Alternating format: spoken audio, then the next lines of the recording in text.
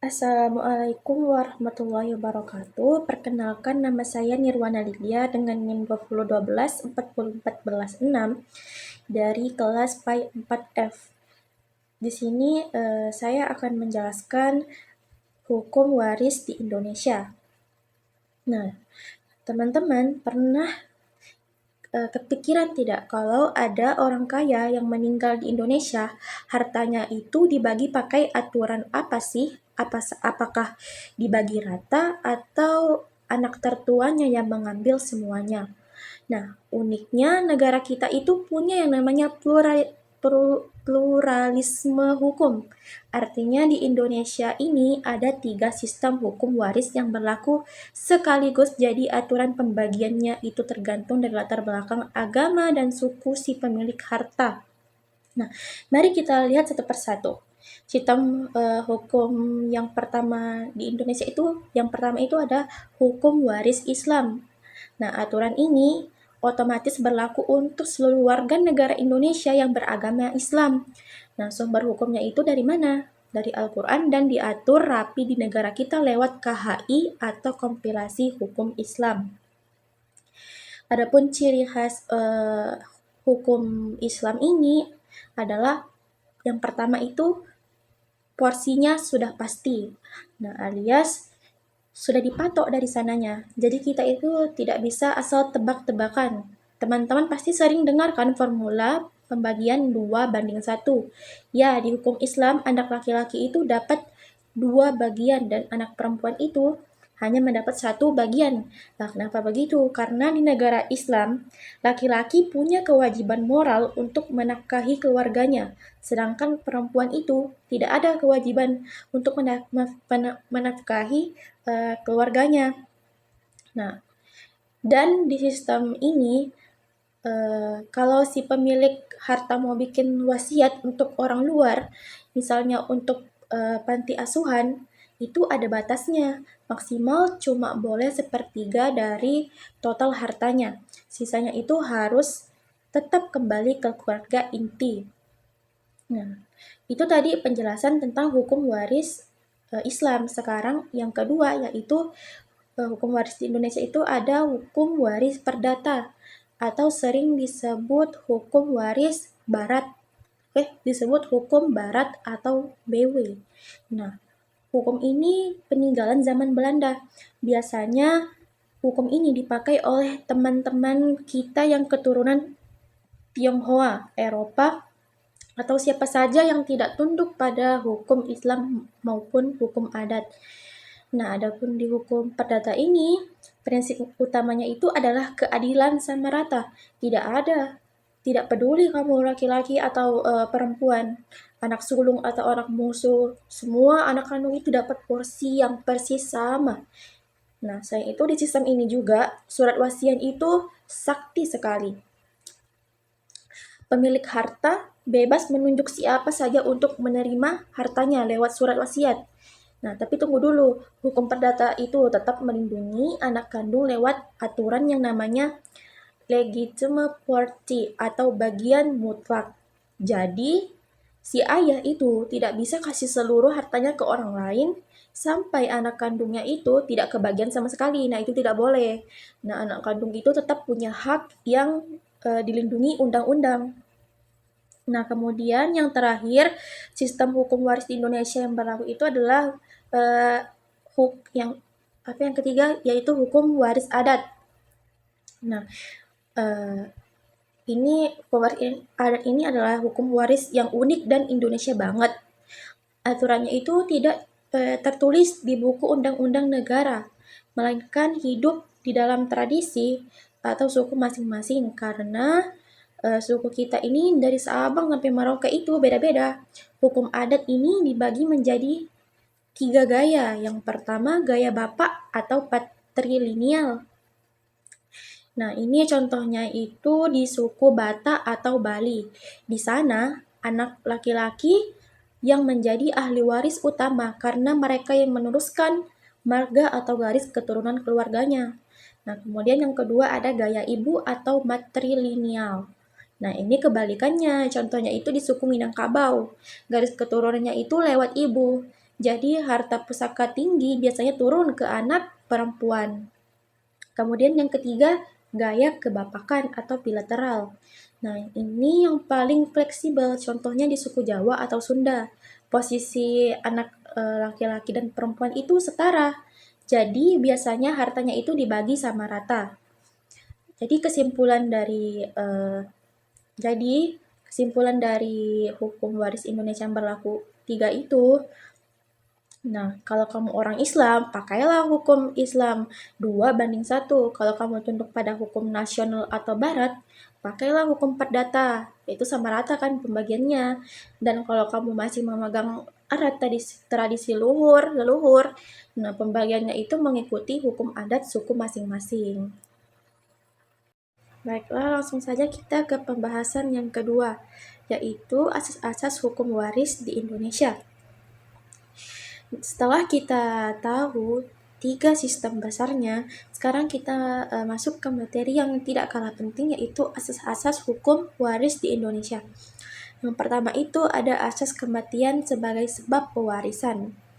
Asas pertama ini berlaku universal di semua hukum, baik Islam, perdata, maupun adat. Intinya sederhana, harta seseorang baru bisa disebut warisan kalau pemiliknya itu sudah meninggal dunia. Jadi, selama seseorang itu masih hidup dan bernapas, tidak ada yang namanya harta warisan. Nah, kalau harta itu dibagikan saat pemiliknya masih hidup, namanya itu bukan warisan, melainkan hibah atau hadiah. Jadi pemicu utama beralirnya harta ini adalah kematian. Yang kedua ada asas ijbari atau khusus dalam hukum Islam. Nah, asas kedua ini sangat khas dan hanya ada di dalam hukum waris Islam. Kata ijbari itu artinya memaksa atau otomatis. Maksudnya bagaimana? Di dalam Islam, ketika pemilik harta meninggal detik itu juga, hartanya itu langsung otomatis beralih kepada ahli waris yang sudah ditentukan oleh Allah di dalam Al-Quran. Pemilik harta tidak bisa memprotes, dan ahli waris pun tidak bisa mengubah porsinya. Semua itu berjalan secara otomatis demi hukum agama. Yang ketiga itu ada asas bilateral atau parental. Asas ketiga ini adalah asas bilateral. Di sini hak kewarisan seseorang itu dilihat dari dua belah pihak, yaitu garis keturunan bapak dan garis keturunan ibu. Asas ini berlaku kuat di hukum perdata, hukum Islam dan beberapa hukum adat seperti suku Jawa dan Sunda.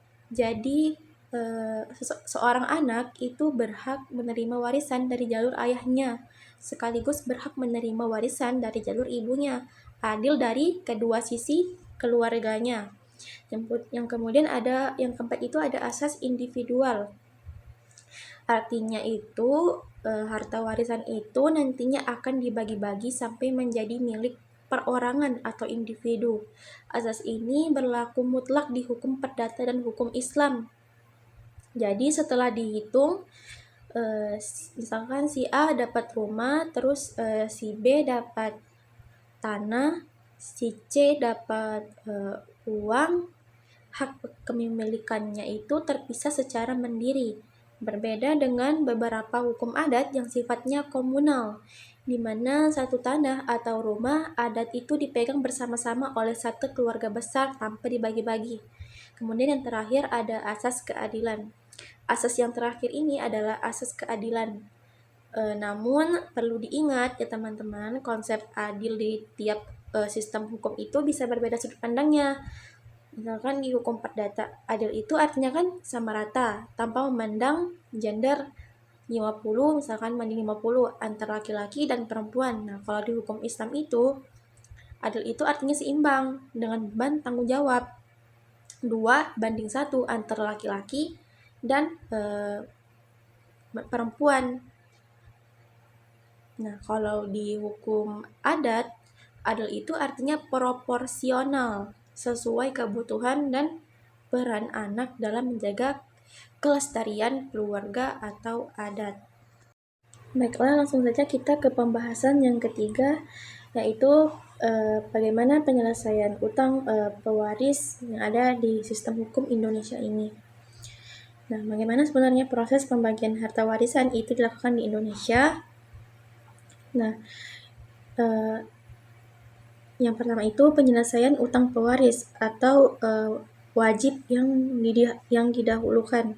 Nah, sebelum harta warisan itu dibagikan kepada ahli waris, ada satu kewajiban krusial yang wajib diselesaikan terlebih dahulu. Yang pertama, bayar utang. Semua utang, cicilan, atau kewajiban finansial almarhumah atau almarhumah itu wajib dilunasi menggunakan total harta peninggalannya. Yang kedua, biaya pemakaman. Biaya pengurusan jenazah mulai dari rumah sakit, ambulans, hingga pemakaman itu diambil dari harta tersebut. Kemudian yang tiga, wasiat. Jika pewaris meninggalkan pesan wasiat yang sah, wasiat tersebut harus dipenuhi terlebih dahulu, maksimal sepertiga dari total harta. Kemudian yang keempat itu sisa harta. Setelah utang, biaya pemakaman, dan wasiat itu bersih diselesaikan semua, barulah sisa harta tersebut resmi menjadi harta warisan yang siap dibagi. Nah, kemudian yang kedua itu tata cara pembagian harta. Nah, bagaimana sih alur pembagiannya secara legal di Indonesia? Ada 3 langkah formal yang biasa dilakukan keluarga. Yang pertama itu urus surat keterangan ahli waris atau SKAW. Surat ini adalah dokumen hukum sah untuk menetapkan siapa saja ahli waris yang berhak. Kemudian yang kedua, inventarisasi harta. Nah, keluarga itu mencatat dan menghitung total aset bersih setelah dikurangi hutang, seperti tanah, rumah, uang tunai, atau kendaraan. Kemudian yang terakhir, pembuatan akte pembagian. Jika membagi secara kekeluargaan, hasilnya itu dituangkan dalam akte pembagian waris di hadapan notaris agar berkekuatan hukum tetap. Kemudian yang ketiga, bagian masing-masing ahli waris berdasarkan hukum. Nah, porsi atau bagian yang diterima setiap ahli waris itu sangat bergantung pada sistem hukum yang digunakan oleh keluarga tersebut. Yang pertama, hukum Islam atau KHI. Nah, porsi ini kan sudah dipatok di dalam Al-Quran atau faraid. Contohnya anak laki-laki mendapat porsi sekian, anak perempuan mendapat porsi sekian. Istri mendapat 1/8 jika ada anak, atau 1/4 jika tidak ada anak. Ayah atau ibu kandung itu masing-masing mendapatkan 1/6 jika pewaris memiliki anak. Yang kedua, hukum perdata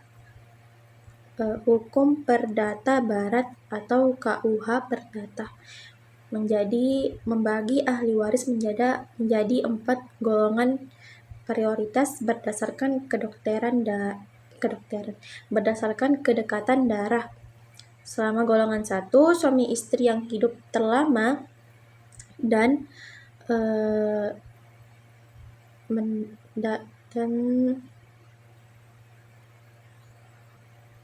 anak-anak masih ada, maka golongan di bawahnya tidak mendapat bagian.